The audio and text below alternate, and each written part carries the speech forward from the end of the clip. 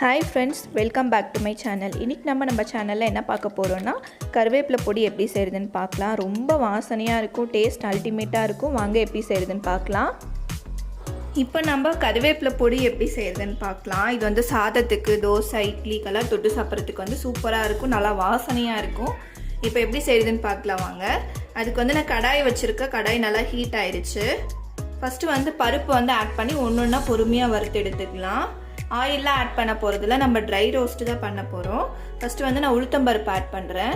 உளுத்தம்பருப்பு 4 teaspoon add பண்ணுறேன். இதை வந்து நல்லா வறுத்துக்கலாம். சிம்லே வச்சு வறுத்துக்கோங்க, அப்போ வந்து நல்லா வாசனையாக இருக்கும். கையில் வச்சிங்கன்னா பருப்பு வந்து சீக்கிரம் கருகிடும், அதனால் சிம்மில் வச்சு ரோஸ்ட் பண்ணுங்கள்.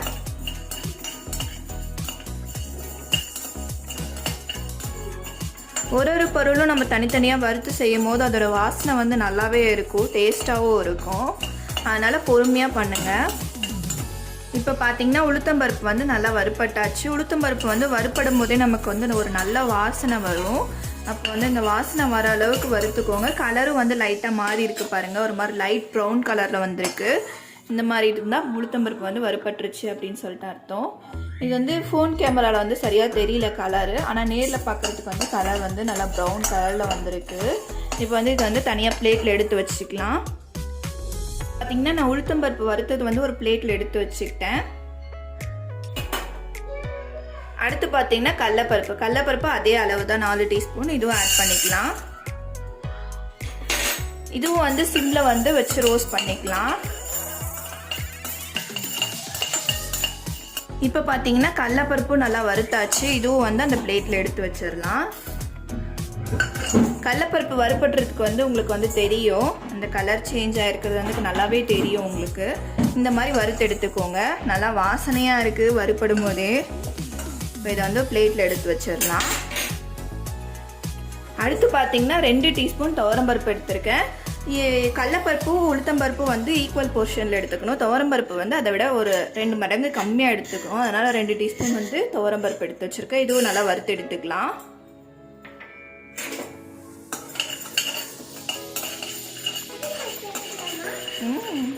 இப்போ பார்த்தீங்கன்னா துவரம்பருப்பு நல்லா வறுப்பட்டாச்சு. இதையும் எடுத்துடலாம். அடுத்து பார்த்திங்கன்னா இது கூடவே வந்து 1 டீஸ்பூன் சீரகம், 1/2 டீஸ்பூன் மிளகு ஆட் பண்ணிக்கலாம். அதுக்கப்புறம் பார்த்திங்கன்னா ஒரு 6 வரமிளகாய் ஆட் பண்ணிக்கலாம். நான் வந்து இந்த அளவுக்கு ஆட் பண்ணுறேன். உங்களுக்கு வந்து காரம் எந்த அளவுக்கு வேணுமோ அது தகுந்த மாதிரி கூடவோ குறையவோ ஆட் பண்ணிக்கலாம். இது கூட இன்னும் கொஞ்சம் வாசனை சேர்க்கறதுக்காக வந்து ஒரு 10 பூண்டு பல்லை வந்து இந்த மாதிரி தட்டி வச்சுருக்கேன். இந்த மாதிரி தட்டி ஆட் பண்ணிக்கோங்க. பூண்டு பல்லை வந்து தோலோடவே நான் தட்டி வச்சுருக்கேன். இதையும் வந்து நல்லா தட்டி ஆட் பண்ணிக்கலாம். நல்லா வாசனையாக இருக்கும் இந்த மாதிரி ஆட் பண்ணும் போது. இப்போ இது எல்லாத்தையும் நல்லா வந்து வதக்கிக்கலாம். சீரியஸ்லி பார்த்திங்கன்னா இந்த பருப்பு பொடி வந்து ரொம்ப டேஸ்ட்டாக இருந்துச்சு, ரொம்ப வாசனையாகவும் இருந்தது. கண்டிப்பாக நீங்கள் எல்லாருமே ட்ரை பண்ண வேண்டிய ஒரு பொடி இது. இப்போ பார்த்திங்கன்னா பூண்டு மிளகாயெல்லாம் நல்லா வந்து வறுப்பட்டாச்சு. பூண்டு வந்து இந்த மாதிரி நீங்கள் கையில் அமுத்தி பார்க்கும்போது நல்லா க்ரன்ச்சியாக இருக்கணும். பாருங்கள், தோல் எப்படி சவுண்ட் வருது, இந்த மாதிரி இருக்கணும். இப்போ வந்து இதையும் வந்து அந்த பிளேட்டில் ஆற வச்சிடலாம். அடுத்து பார்த்திங்கன்னா நான் ஃப்ரெஷ் கருவேப்பிலை வந்து ஒரு கொத்து எடுத்திருக்கேன். சின்ன கட்டாக வந்து ஒரு கொத்து எடுத்திருக்கேன். இதை வந்து பார்த்திங்கன்னா நான் வந்து வெயிலில் வந்து 1 மணி நேரம் வந்து நல்லா அடிக்கிற வெயிலில் வந்து 1 மணி நேரம் வச்சு எடுத்திருக்கேன். இந்த மாதிரி வாடிடும். அப்போ நமக்கு வந்து சீக்கிரமாக வந்து வறுபட்டுரும். இப்போ இதையும் வந்து இந்த கடாயில் ஆட் பண்ணிக்கலாம். ஆட் பண்ணிவிட்டு இதையும் வந்து நல்லா வந்து வறுத்து எடுத்துக்கலாம். கருவேப்பிலை வறுபடும் போதே வந்து ஒரு நல்ல வாசனை வரும்,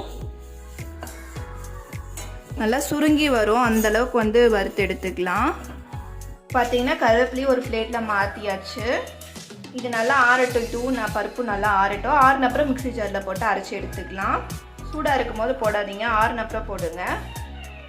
அதே மாதிரி இதில் வந்து பார்த்திங்கன்னா எள்ளு கூட நீங்கள் ஆட் பண்ணிக்கலாம். எள்ளு வந்து 1 டீஸ்பூன் ஆட் பண்ணிக்கோங்க. நான் வந்து எள்ளு ஆட் பண்ணல, எள்ளு ஆட் பண்ணாமல் செஞ்சுருக்கேன். நீங்கள் உங்களுக்கு வந்து எள்ளோட ஃப்ளேவர் பிடிக்கும் அப்படின்னு ஆட் பண்ணிக்கோங்க. இப்போ பார்த்திங்கன்னா நம்ம வறுத்து வச்ச பருப்பெல்லாம் வந்து நல்லா ஆறிடுச்சு. இதை வந்து மிக்ஸி ஜாரில் ஆட் பண்ணிக்கலாம்.